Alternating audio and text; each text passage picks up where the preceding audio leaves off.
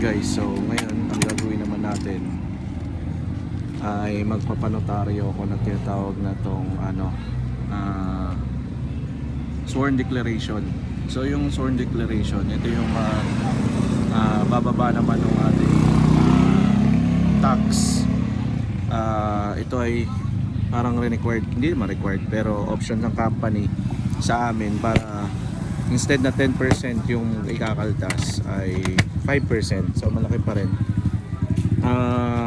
Ito yung kailangan yung ipanotaryo, yung engage in practice or profession with loan income payer. So Annex B2, no? Hindi ko alam magkano yung panotaryo nito. Papasa namin to dun sa company. Yun, another gastos process, pero at least from 10% magiging 5% ang tax. Ayan guys, so papanotaryo na tayo, then didiretso ako sa BIR. Yan, so yun guys, nakapagpanotaryo na ako. Dito sa amin ang panotaryo nitong sworn declaration ay 200 lang. So depende kung dyan magkano. Then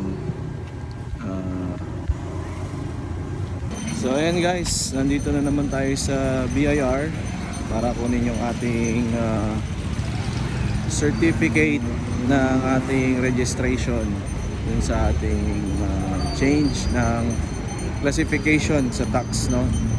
Kunin ko na ngayon kasi nasikaso na natin at baka makasuhan tayo ng tax innovation.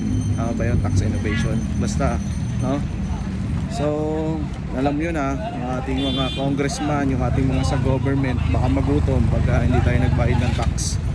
Kaya nakakahiya naman sa kanila, no?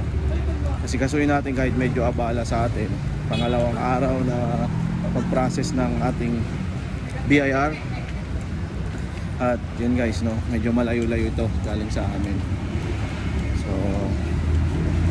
process na natin yung ating tax.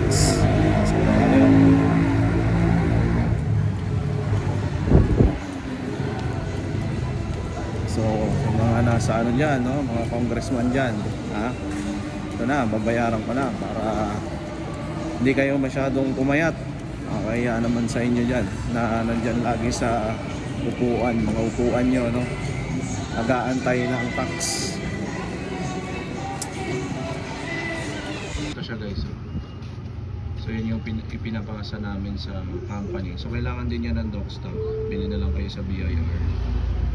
Pasa namin yan para ma-less kami ng deduction para sa tax.